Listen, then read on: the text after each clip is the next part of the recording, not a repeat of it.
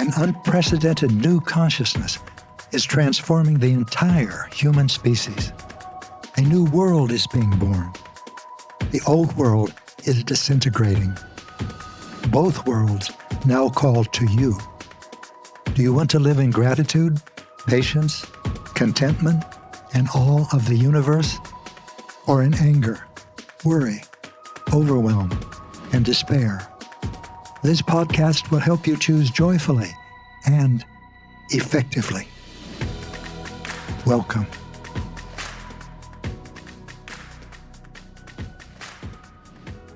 I'm Gary Zukav, and I want to talk to you about the soul. Well, I always want to talk to you about the soul. That's why we have the Seat of the Soul Institute. That's why I wrote The Seat of the Soul.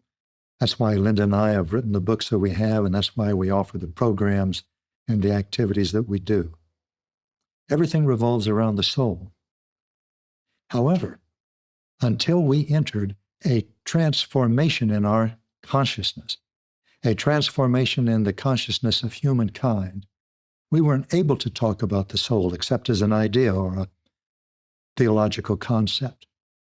And that's because the transformation in our consciousness that we have entered, or that is upon us now, is the transformation of us individually and collectively from 5 sensory personalities into multisensory personalities.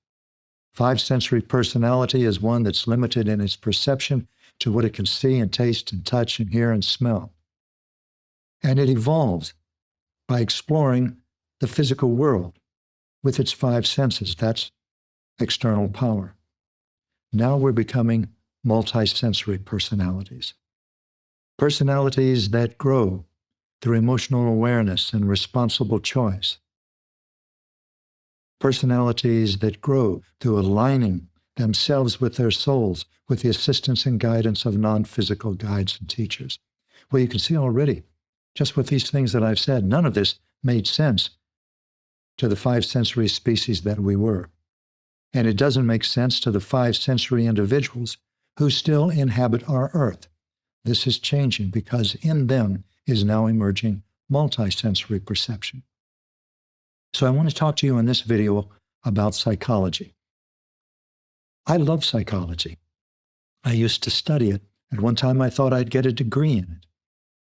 But I discovered something when I began to look at the impact of multisensory perception. That is, psychology doesn't apply. It can't apply because psychology doesn't recognize the soul.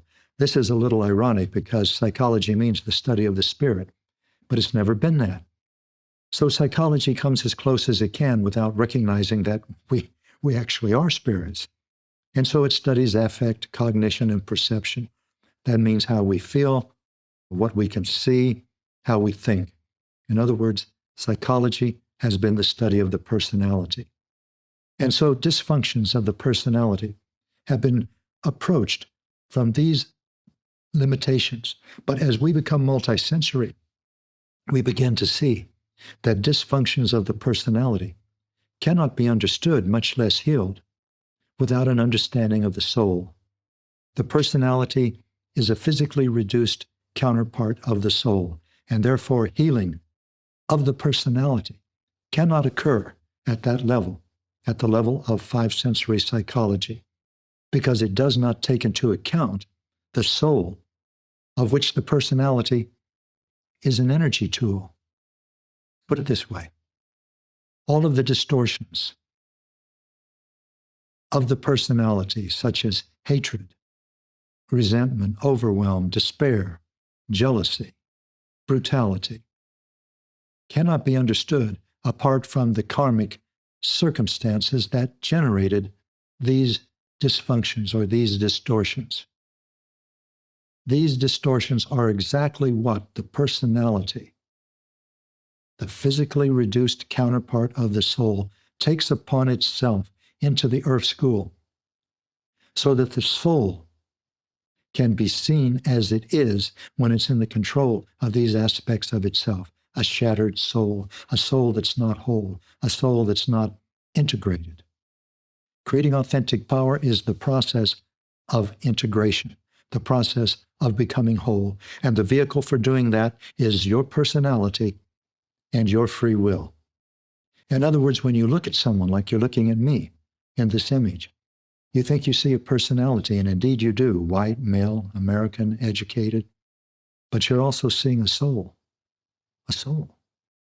So when I get angry, when I get upset, you are seeing a soul in its shattered condition. When you get angry, when you get upset, you are showing others a shattered soul. We are souls interacting. This is the heart of multisensory perception. Not only do we see non-physical dimensions of our world and ourselves, we see ourselves as souls, but then there comes a time when you realize that as you interact with other people, you are interacting with souls. And as you see them as souls, you'll see that sometimes they have frightened parts of their personality active and sometimes loving parts. And they are struggling in the earth school to become whole, which means to become harmonious and balanced and loving. This can only be accomplished through the creation of authentic power, aligning your personality with your soul. Karma and reincarnation all happen in non-physical reality. As you create experiences in other people, such as betrayal, those experiences of betrayal will come back to you so that you can see in the intimacy of your life what it is that you've created elsewhere, so that you will create differently. And if your life ends before those experiences return to you, they will appear in a personality, another personality of your soul. That may be you. In my case, it may be I. For example, have you ever left a partner or a spouse, or a partner or a spouse has left you?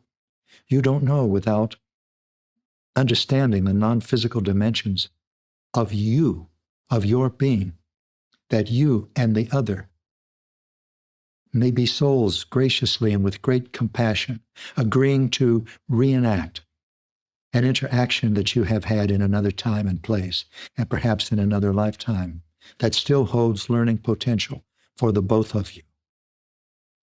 When you recognize that all of your experiences are karmic necessities, then you realize there's no use, there's no utility in trying to change the world, because you're encountering your own karma. You can change your karma, but that's something you choose in the present, and you encounter the karma in the future. You're encountering your karma now. Your karma configured your personality. When your soul created a personality for its incarnation into the earth school, that personality included, among other things, unfinished lessons. That means karma that you have not yet balanced. And they became the frightened parts of your personality. That unfinished business, that karmic necessity that needs to come into balance and has not yet, is the reason for your proclivities, for your inclinations, for your emotional experiences, for the ways that you react to circumstances. And those are the things that you can choose to change on your journey through the earth school. In other words, the soul is the center of all in the earth school, and it is the center of everything about you. Your spirituality pertains to your soul. You have intuition, yes, but that's a part of your personality. When your soul returns home, your personality will die, it will return to dust and ashes, and your intuitional structure will dissolve because it's no longer necessary, but your soul will continue, and your spirituality involves the entirety of your spiritual process, of your soul. That means that everything that happens in the earth school happens to assist the evolution of your soul, to provide you opportunities to assist in the evolution of your soul. And if you're going to do that, you need not only to acknowledge that you have a soul, you need to begin to understand your soul.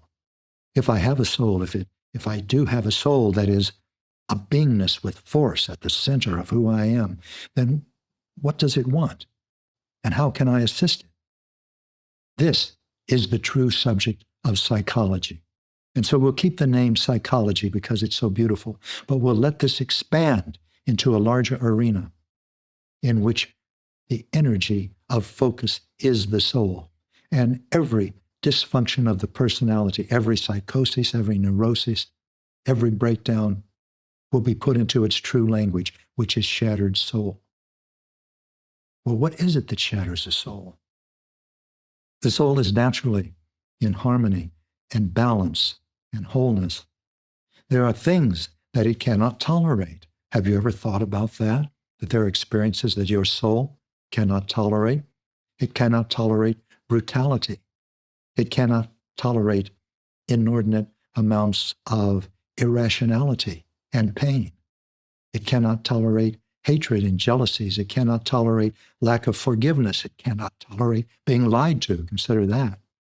All of these things, when you indulge or engage in these behaviors, it is as though you are providing toxins to your soul.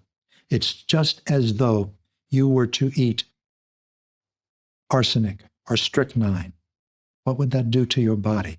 That's what these behaviors do to your soul. They deform it. They distort it. They diminish its strength, not to be confused with its immortality. Think about these things. Every time you indulge in anger or resentment or jealousy, every time you use someone emotionally, sexually, financially, you are feeding a toxin to your soul. Every time you feel superior and inferior and you act on that, you're doing the same. Creating authentic power means aligning your personality with your soul, and that means with the loving parts of your personality. And that means challenging the frightened parts of your personality. And here it comes. The frightened parts of your personality are those parts that call you to engage in toxins to your soul. Jealousy, resentment, anger, rage, disgust, self-loathing, loathing of others.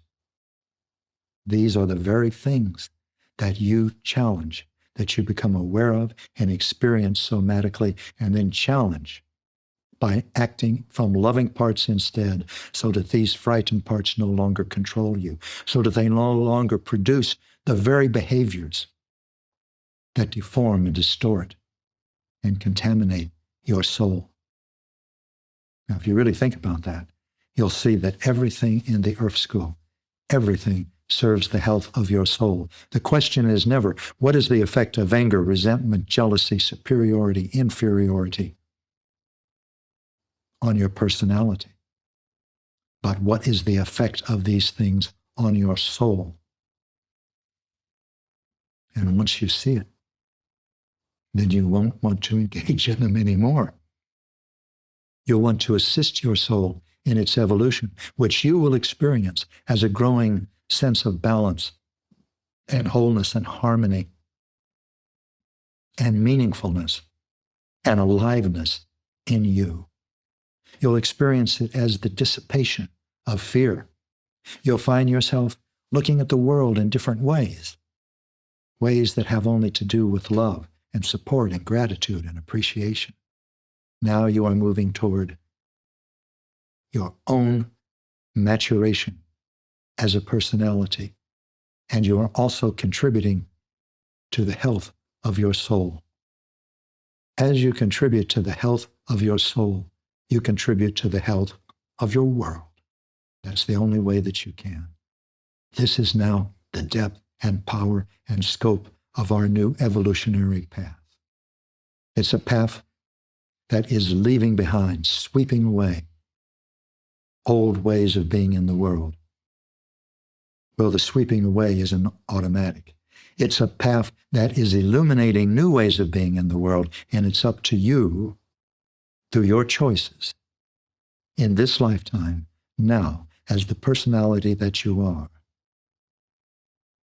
as the soul physically reduced to the form that you are, for a transient journey through the Earth School to learn through experiences of physicalness how to experience and challenge and move beyond the control of exactly those behaviors that are the toxins that distort and diminish the strength of your soul. It is your soul's health that you are creating. It is the health of your world that you are creating, and there's no one else that can do it except you, except you, except you. Join me next time to explore the epic transformation of human consciousness that is reshaping our species and your part in it. It may surprise you. I'm Gary Zukav.